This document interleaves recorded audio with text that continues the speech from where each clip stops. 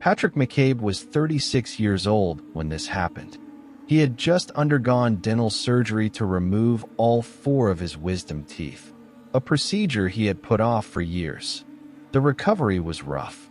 The swelling in his mouth made it hard to eat, and the pain medication left him lightheaded and restless. He was staying at his parents' home during recovery, in a quiet suburban neighborhood surrounded by trees. The house was single-story, old-fashioned, and tucked away at the end of a long driveway. Patrick slept in a small bedroom at the back of the house, right under a low section of the roof that connected to the attic. His parents' bedroom was down the hallway. On that particular week, the temperature had risen sharply. The air conditioner had broken the day before, and the summer heat lingered inside the house even at night. The fan in his room did little to help. Patrick had spent several nights waking up every few hours to take his medication, drink water, and try to fall back asleep. By the 5th night, his sleep cycle was completely off. He had gotten used to short bursts of rest, followed by long hours of lying awake, staring at the ceiling. His body felt heavy from the medication, but his mind refused to shut down. He later described those nights as the longest nights of his life. It was around 4 a.m. when Patrick woke again. His mouth throbbed. He reached for a glass of water, took another pain pill, and laid back on the bed. The air in the room felt thick. Sweat ran down his neck. He looked over at the window and saw that it was still shut. Out of frustration, he got up and opened it to let some air in. The outside was completely dark except for the pale glow of a streetlight a few yards away. The sound of crickets filled the silence. A few minutes later, as he tried to settle back into bed, he heard a faint noise. It was soft at first, a kind of dragging sound coming from outside the open window. He listened closely. It repeated again, this time a little longer. It sounded like claws scraping against something hard. He sat up, trying to figure out if it was an animal on the roof or maybe a tree branch brushing against the gutter. But there were no trees close enough to reach the roof. The noise paused. Then it started again, slower, heavier. It seemed to move across the ceiling, directly above his room. Patrick held his breath and waited. The sound stopped, then began again, this time right above his head. He whispered to himself, "It's just a raccoon," trying to convince himself not to panic. The neighborhood was full of wildlife, raccoons, squirrels, stray cats. But something about the timing and rhythm of the noise felt off. It wasn't the scurrying sound animals usually made. It was measured, intentional. He lay there for a few seconds, staring at the ceiling, listening as the sound moved again, slow steps dragging across the roof. The scratching wasn't random. It paused, then started again, like someone testing how quiet they could be. Patrick's pulse began to rise. The sound faded toward the far end of the roof, near the front of the house. Then silence. Complete silence. Patrick threw off the sheets and decided to check for himself. He told himself it was probably just a small animal, but curiosity overpowered reason. He walked quietly into the hallway and down to the garage. The house was dark, and every creak of the wooden floor felt loud. He found his father's large flashlight on a workbench, clicked it on, and made his way out the back door. The night was still. The only sound was the hum of insects. He aimed the flashlight beam up toward the roof above his bedroom window. Nothing, just shingles and shadow. He walked a few steps back to get a better angle. Still nothing. Patrick sighed, feeling foolish for getting up. He started walking around the side of the house toward the front yard, shining the light along the roof line as he went. Then something moved, a quick blur at the edge of the light. He stopped instantly and aimed the flashlight higher. What he saw froze him in place. Standing near the peak of the roof was a person. Not an animal. Not a shadow. A full-grown man, completely unclothed, his skin pale under the beam. The figure stood still, almost like it had been caught doing something it shouldn't. Patrick let out an involuntary yell, sharp and loud, breaking the stillness. The moment he screamed, the person reacted, crouching down and moving fast, crawling across the roof on all fours. Patrick's light shook as he tried to keep the beam on it.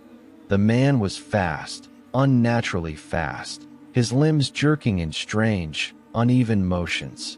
The sound of his bare feet on the shingles was rough and quick, almost animal-like. The figure disappeared over the other side of the roof, above Patrick's bedroom. Patrick's first instinct was to run inside, but his body didn't respond. He stood frozen, his flashlight trembling in his hands. Then he remembered his father asleep inside and yelled for him as he ran toward the back of the house. By the time Patrick reached the backyard, the sound had changed. Instead of movement on the roof, there was a loud thud.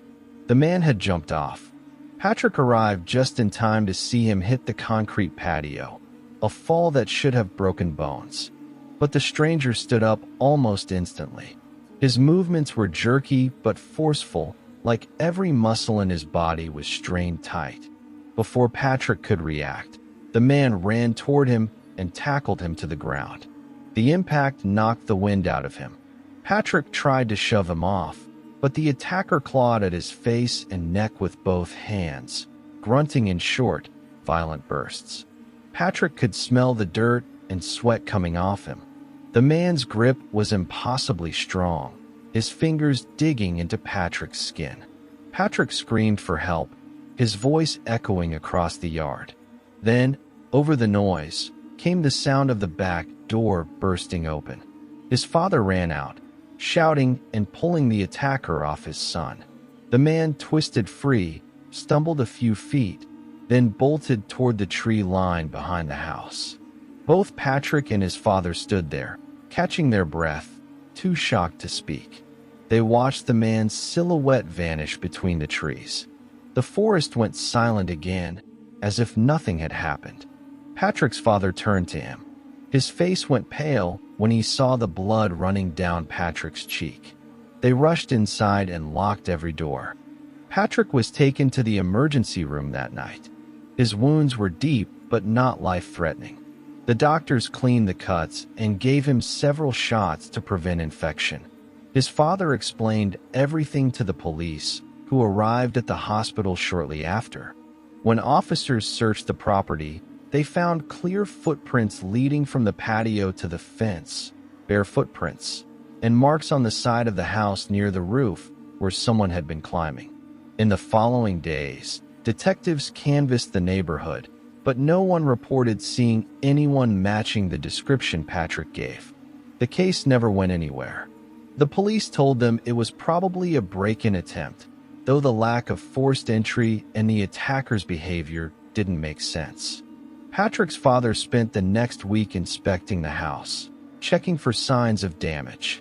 That's when he found it, small dents and claw marks along the attic vent above Patrick's room. It looked like someone had been trying to dig through the metal screen to get inside. After that discovery, Patrick's mother couldn't sleep. She installed new locks, motion lights, and cameras around the house. Every small sound made her jump.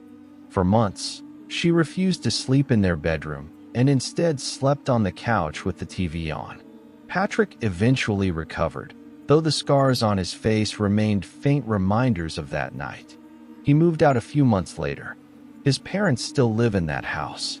His mother says that sometimes, late at night, she hears scratching above her bed, slow, deliberate, like something trying to make its way back inside. Patrick's father hears nothing. Every night since then, Patrick once said quietly, she swears she hears scratching above her bed, but no one else does.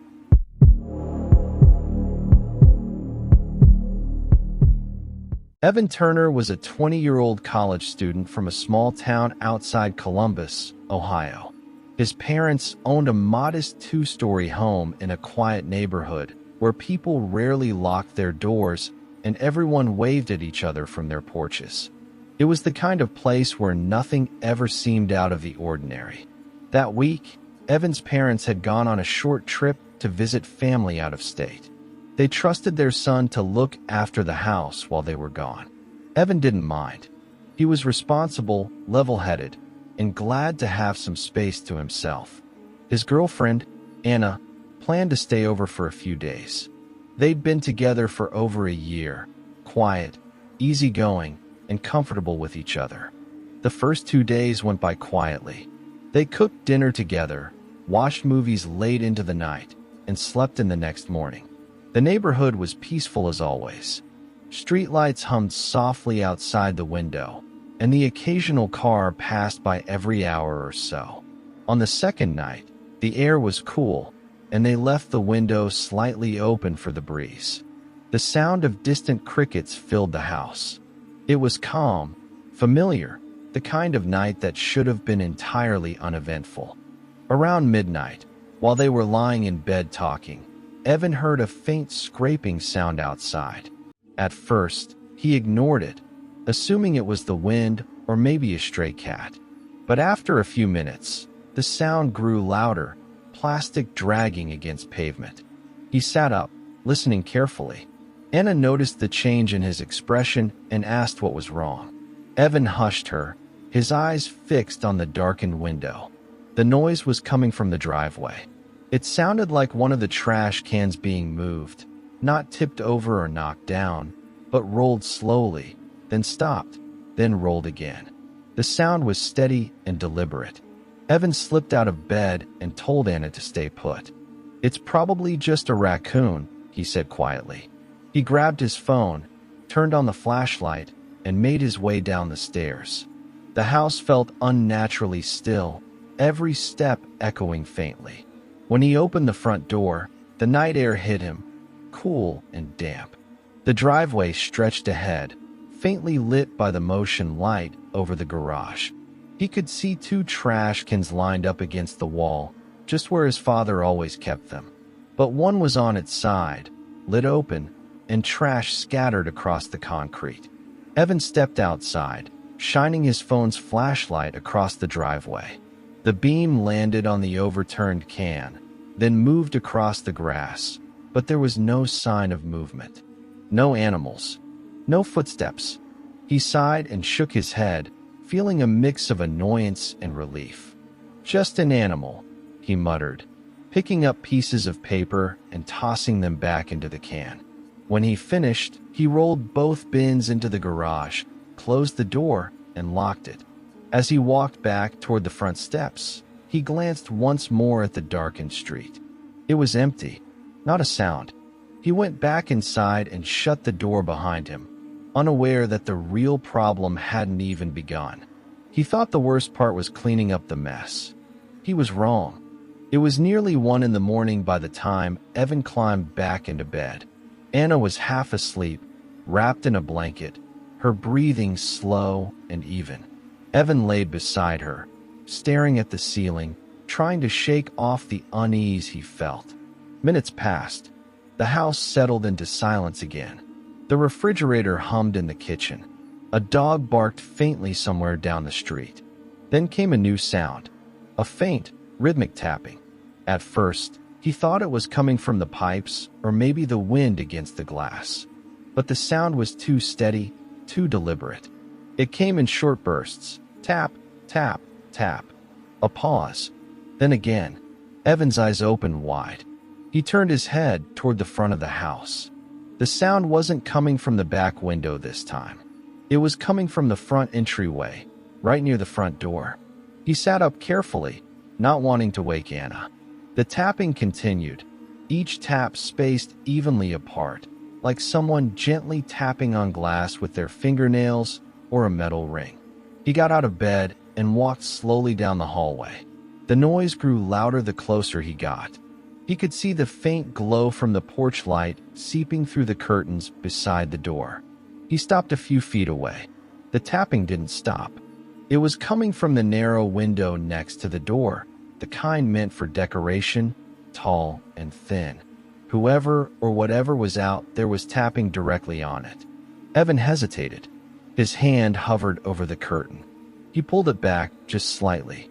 Outside, under the porch light, stood a man. He was facing away from the door, his back turned, motionless. His arm was raised, tapping one finger lightly against the glass over and over again. Evan froze. The man's clothes were dark. His shoulders were thin and uneven. The rhythm of the tapping was steady, as if he were waiting for someone to respond. It was polite tapping, almost patient, like he knew someone would answer eventually. Evan didn't move. He let the curtain fall back into place. Anna sat up, startled, her voice shaky. Evan told her to stay quiet. They both listened. For a few moments, nothing. Then, faintly, the tapping started again. Evan grabbed his phone and opened the camera app, inching toward the window. He crouched low and pulled the curtain back just enough to see. The man was still there, but this time, he wasn't facing away.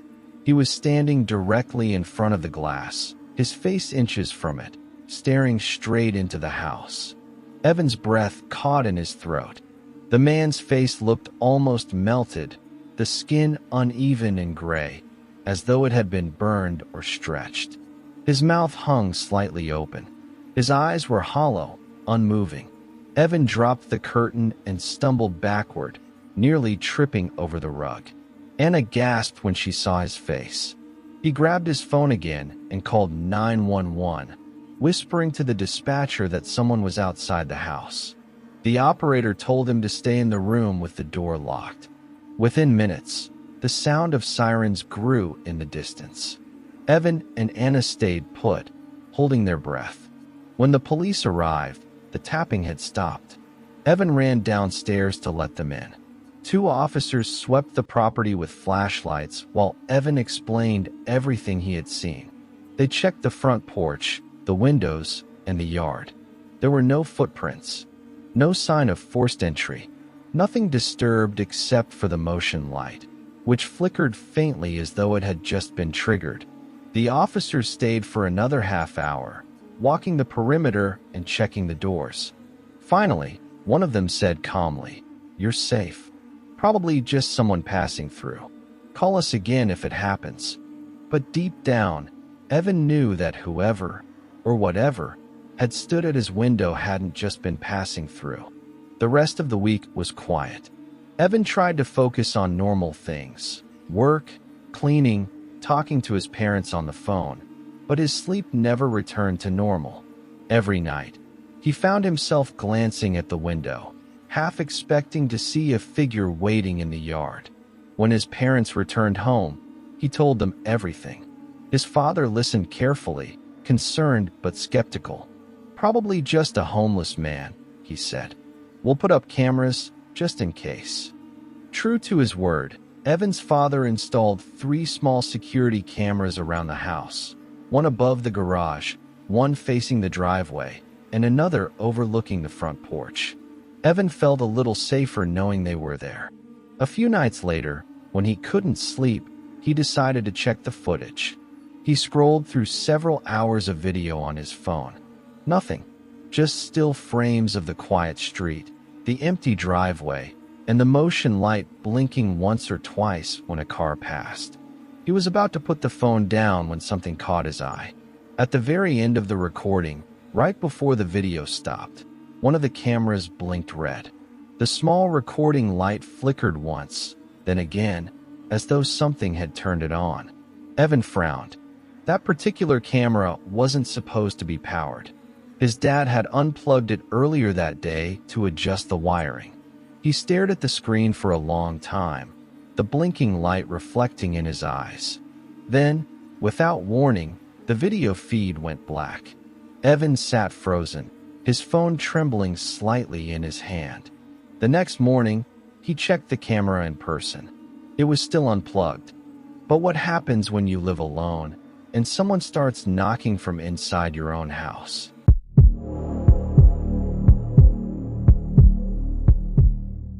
Marcus Hale was 36 years old when this happened. He lived alone in a small one-bedroom house on the edge of town, a quiet neighborhood with long, empty streets and distant streetlights that barely reached the corners of his yard. He worked as a freelance graphic designer, spending most of his nights in front of a computer. He liked the silence of late hours, the stillness that came when the world outside seemed to fall asleep. He'd often tell his friends that his best ideas came after midnight, when the only sound was the hum of his desk fan and the soft clicking of his keyboard. Marcus didn't have many visitors. He wasn't lonely, just private. His days were simple: work, coffee, music, and the occasional walk around the block. His neighbors were polite but distant. They waved when passing by, but no one ever stopped to talk long. Most nights ended the same way.